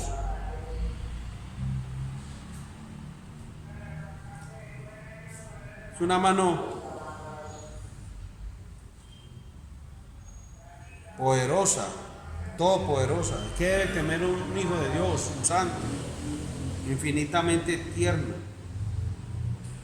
y está siempre sobre él, no hoy, sino para siempre. Ahí Isaías dice que es la poderosa mano de Dios, que con la misma poderosa mano espanta a sus enemigos y tiernamente carga sus ovejas. O sea, es que Dios no solamente es una mano poderosa para aplastar a nuestros enemigos, sino para tiernamente llevarlos a nosotros durante el camino. Es algo hermoso esa figura de Isaías, el profeta que escribe: Jehová te pastoreará siempre. Dios es todo aquello, hermano, que conocemos de Él. Entonces, si yo no conozco esa parte de Dios, eso no va a ser Dios para mí. No es que Él deje de serlo, sí me hago entender. O sea, Dios es todo aquello que yo creo de Él. No es que yo pueda cambiar a Dios. Pero de ahí que un cristiano que no escudriña las escrituras, que no se expone a las escrituras, cuando habla de Dios, habla de un Dios que lo olvida, que es duro, que no lo ama, o que hace solamente cosas para ciertas personas y no para Él. Pero todo eso es ¿por qué? Porque desconoce a Dios. Pero en la medida que usted conoce a Dios, ese Dios que usted está conociendo en su palabra, por medio de su palabra, usted va a creer en ese Dios. Y va a crecer en esa confianza en ese Dios. ¿En cuál Dios? En el que yo le digo, no en el Dios que se ha revelado en las escrituras y por medio de su Hijo Jesucristo. Así que el problema de la desconfianza es suyo, únicamente. Porque es que usted es el que tiene que conocer a Dios. Esdras dijo, humillémonos y vamos a ayunar y vamos a pasar, el camino es largo y peligroso, pero ese es el Dios que yo conozco.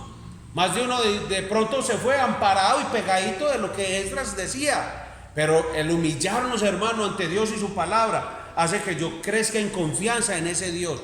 Y ya, hermano, lo que la mano del hombre quiera hacer y pueda hacer, yo digo, no, eso no. La mano de Dios está sobre mí, no la mano de los hombres. Es que los que deciden mi destino, mi camino, no es el hombre, es Dios.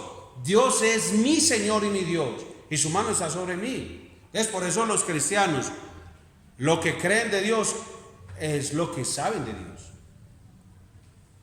Y por eso la gente dice, hombre, pastor, ¿cómo hay tanta gente detrás de todo ese tipo de engañadores? Porque eso conocen de Dios. Y Dios a esos engañadores le da un poder engañoso para que no le crean a la verdad de su palabra. El problema de muchos de nosotros, estamos tan angustiados con nosotros mismos que nos limitamos para contemplar la grandeza del Santo de Israel. Hay que conocer a Dios. Él es capaz de hacer mucho más de lo que nosotros pedimos o pensamos, como dice Efesios capítulo 2. Es el recurso ilimitado, disponible para nuestra fe. No hay límites en Dios. No hay una frontera donde Dios diga, hasta aquí. De aquí para allá no le puedo ayudar, mijo. Hasta aquí va mi poder. No hay una sola frontera o límite, hermano. En el versículo 32 finalmente llegaron a Jerusalén y durante 3 días los peregrinos descansaron después de este largo y arduo viaje. En los versículos 33 y 34 dice que después del día del ajuste de cuentas, cuando debían rendir cuentas del tesoro entregado por los 12 sacerdotes principales, el oro, la plata, los vasos fueron pesados en la casa de Dios por 4 sacerdotes. Se hace el conteo y todo queda en el registro sacerdotal como intacto. Los 12 habían cumplido la confianza que se les había dado. Que lo mismo, hermano, sea para nosotros en aquel día, que nuestras cuentas se encuentren intactas, no por nosotros mismos, sino por el Señor Jesucristo, en quien hemos puesto nuestra confianza. Es por Él que seremos encontrados intactos, no por nosotros. Versículo 35. Después de que se rinden las cuentas, el grupo de recién llegados ahora se congrega junto al altar de Dios como un grupo de adoradores, con un gran número de holocaustos y como en la dedicación del templo, con 12 machos cabríos como ofrenda por el pecado por todo Israel. ¿Qué aceptan con eso? El pueblo ha pecado, el pueblo ha fallado. Reconocen la iniquidad, es algo importante.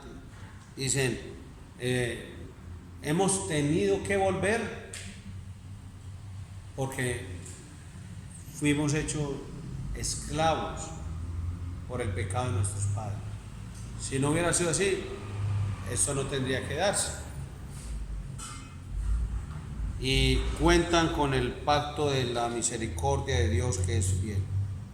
La ofrenda por el pecado, reducida a cenizas, relata el reconocimiento de la maldad de haberse apartado de aquel que siempre debería haber sido el gozo de sus almas. En el versículo 36, el último versículo de este pasaje, nos dice que los edictos del rey fueron debidamente entregados a las autoridades más allá del río.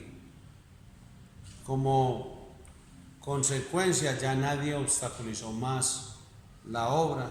De acuerdo con las instrucciones, dice ahí, favorecieron al pueblo y la casa de Dios. Termina la frase.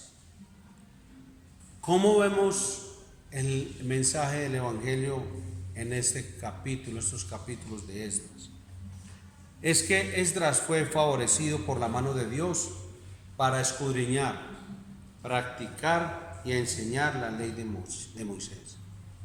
Y sin el favor de Dios, Esdras no tendría ni el deseo ni la capacidad de escudriñar, practicar y enseñar los mandamientos de Dios. Si no fuera por Dios, si no fuera por el favor de Dios. Y esa es la condición natural del hombre sin Dios y sin su favor. El hombre no puede por sí mismo querer escudriñar, practicar y enseñar la palabra de Dios. El hombre no puede. Ahí está el mensaje del Evangelio. Porque el hombre, si no es por el favor de Dios, no ama la ley de Dios, no le importa, huye de ella y la desobedece. Eso hace el hombre sin el favor de Dios. Entonces, yo puedo ver a alguien muy querido de mi corazón,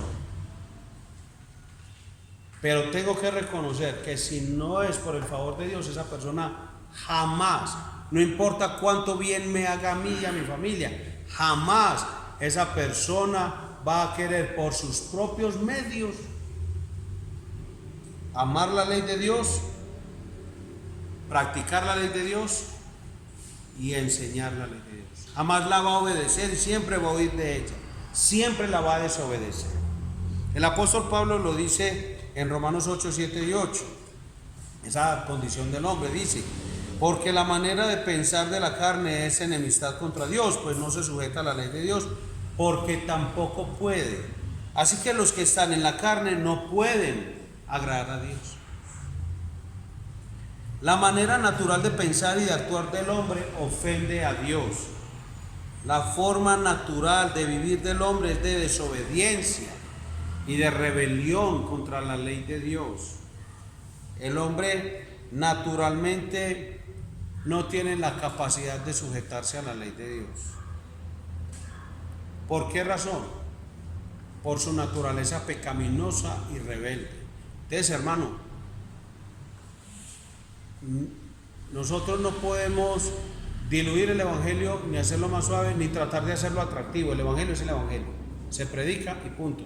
Y si Dios en su favor hace que la persona crea, porque Él le da vida, es Dios en su favor. De resto, no tratemos de manipular, coaccionar a las personas. No tratemos de engañar a la gente para que sean convertidos con esos engaños. Eso es producir un falso convertido. Por lo tanto, una persona que se salva falsamente y terminará en el infierno por nuestra negligencia y maldad. Eso es mucha maldad. Es como la ilustración, si alguien la recuerda. Eso es como peinar al que está sentado en la silla eléctrica próximo a ser ejecutado. ¿Y qué más? Y yo con la orden de libertad. Y yo con la orden de libertad en mi bolsillo.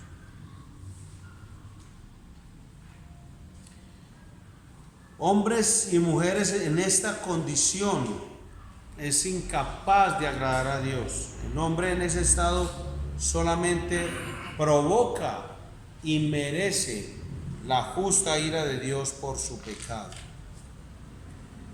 Por lo tanto, es justo merecedor del castigo eterno de Dios. Mire lo que dice Romanos 1:18. Porque la ira de Dios es revelada desde el cielo contra toda impiedad e injusticia de los hombres, que detienen con injusticia la verdad. Y uno de los propósitos de la ley de Dios es exhibir la pecaminosidad del ser humano, evidenciar su necesidad de alguien que lo salve de esa condición. La ley de Dios maldice a todo aquel que no puede obedecerla o pretenda hacerlo para ganar el favor divino o la salvación. La ley de Dios lo maldice. Dice Gálatas 3:10, porque todos los que son de las obras de la ley están bajo maldición, porque está escrito: maldito todo el que no permanece en todas las cosas que han sido escritas en el libro de la ley para hacerlas. Pero al mismo tiempo, la ley de Dios nos conduce a Cristo. Es como quien toma de su mano a su hijo para llevarlo hacia un lugar privilegiado. O como una persona que toma a un hombre hambriento para llevarlo a un lugar donde podrá encontrar comida. Gálatas 3:24 dice: así que la ley ha sido nuestro tutor hasta Cristo, para que por medio de la fe fuéramos declarados justos. O sea, solo bajo la bondadosa mano de Dios podemos recibir el favor inmerecido de ser llevados por medio de la ley hacia Jesucristo. Al poder ver por medio de la ley nuestra gran necesidad de Él, eso es lo que hace la ley. O sea, la ley me maldice y me declara condenado, pero al mismo tiempo la misma ley, por el favor de Dios, me puede llevar a Cristo al darme cuenta de la necesidad que tengo de alguien para que me salve de la condición en la que me encuentro. Solo bajo la mano de Dios podemos ver que Cristo nos libra de la ira y el sufrimiento eterno en el infierno. Por medio de su sacrificio, su muerte expiatoria en la cruz del Calvario, para el perdón de los pecados y la salvación de los pecadores. Solo la bondadosa mano de Dios en favor de nosotros a través del glorioso Evangelio de Cristo. Podemos decir las palabras que dijo el salmista en el Salmo 119:97. Oh, cuánto amo yo tu ley, todo el día es ella mi meditación. ¿Qué implicaciones y aplicaciones tiene este mensaje de Esdras 7 y 8 para nuestra vida? Es que debemos considerar si estamos amando la palabra de Dios, si la estamos escudriñando, si la estamos practicando, si la estamos enseñando, porque Dios nos ha favorecido y capacitado a través de Cristo. Esa consideración debemos hacerla nosotros. ¿Y cómo lo hacemos? Examinando nuestra vida y nuestro cristianismo. Si has pecado con respecto a conocer, practicar y enseñar la palabra de Dios, debe correr en arrepentimiento a Dios, hacia la gracia perdonadora y transformadora de Cristo. Una pregunta: ¿cómo estamos tratando nuestra Biblia? No el papel, no es porque se le cayó o porque no la forró o porque la tira, no es físicamente, es cómo es la relación tuya con la Biblia. Oremos al Señor para que su mano bondadosa nos favorezca y despierte nuestro espíritu, los deseos y los afectos de nuestro corazón, para que atesoremos su palabra, hermano. Orémosle al Señor por eso. Fue por el conocimiento de la palabra y el Evangelio que nosotros recibimos la salvación. Seamos hacedores, poniendo por obra, viviendo prácticamente la palabra, aplicando la palabra de Dios en nuestro diario vivir, y después enseñándola a otros. nuestra vida que sea consistente con nuestra enseñanza. Enséñale a otros a guardar todo lo que Cristo le ha enseñado. Prediquemos y proclamemos el Evangelio. Jesús es la fuente de nuestra motivación para hacerlo, porque Él ya lo hizo posible con su vida, su muerte y resurrección. Y ahora la implicación de aplicación para los que no son creyentes. Si Cristo no es parte de la vida de una persona, la mano bondadosa de Dios aún está disponible para salvarle de la condenación. Y a partir de eso, esa persona ya sí puede amar la santa ley de Dios, pero aún está disponible, hay esperanza. Entonces, ¿qué debe hacer la persona? Abandonar su pecado y esa vida que tanto ofende y deshonra a Dios. Creer en Jesús, que no desperdicie su vida porque un día la ley divina le va a destruir con todo su peso. Aún es tiempo de arrepentirse y de pedir perdón a Dios. Eso es el mensaje que tenemos que compartir con el incrédulo, hermano. ¿Qué podemos decirle? Si se arrepiente, si pide perdón, seguramente va a recibir el perdón por medio de Jesucristo. Jesús recibió el castigo en lugar de los pecadores. Cargó con el peso del pecado propio y fue el receptor de la ira de Dios. Y ahora cualquiera que cree puede refugiarse en Él. Aún hoy. Aún. Entonces, cuando eso pase, ¿qué va a hacer esa persona? Ya no va a huir de la ley de Dios.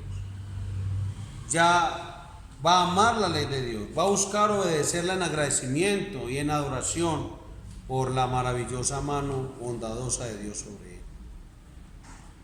Y podemos concluir, hermanos. Hay manos bondadosas, pero la mano más bondadosa es la mano de Dios. Gracias a Dios por todas las manos bondadosas de muchas personas que ayudan al prójimo cuando están en necesidad. Esa es la vida de un cristiano. Pero más gracias y glorias sean dadas a Dios, porque su mano es la más bondadosa de todas por medio de Jesucristo. Nos ha favorecido sin merecerlo, porque cuando éramos pecadores merecedores del castigo eterno, nos salvó por medio de la muerte de su Hijo, nos limpió, nos perdonó todos nuestros pecados por medio de la sangre bendita de su Hijo, y hoy tenemos vida eterna. Y ahora, al igual que el salmista, podemos amar la ley de Dios, podemos escudriñar su palabra, practicarla todos los días, enseñarla y proclamarla a otros por Jesucristo. Que Él sea exaltado siempre. Padre, te alabo y te bendigo en el nombre de Jesús. En acción de gracias por lo que dice tu palabra en Esdras, en estos capítulos que hoy hemos estudiado. Son 2 capítulos que nos enseñan cómo tu bondadosa mano, tu poderosa mano está a nuestro favor. Y todo lo que nos ocurre cada día es por tu bondad y tu poder. Ayúdanos a humillarnos cada día para que podamos ver esta realidad, esta verdad de tu palabra en cada uno de nosotros.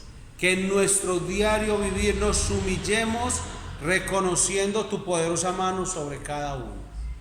Gracias, Dios amado y poderoso, por la vida de mis hermanos, por sus familias, por lo que has hecho en cada uno de ellos y por la forma en que tu poderosa y bondadosa mano está actuando ahora mismo sobre todos.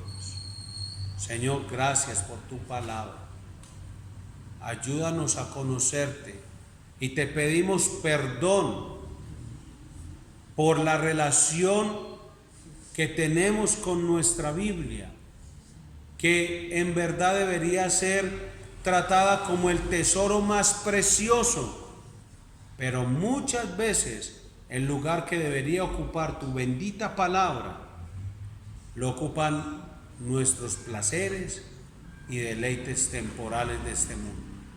Ayúdanos, Señor, a vivir cada día más para agradarte y complacerte, que nuestra vida traiga honor y gloria a tu nombre. Oramos en el nombre de Jesucristo. Amén y amén. El Señor les bendiga, hermanos. Amén.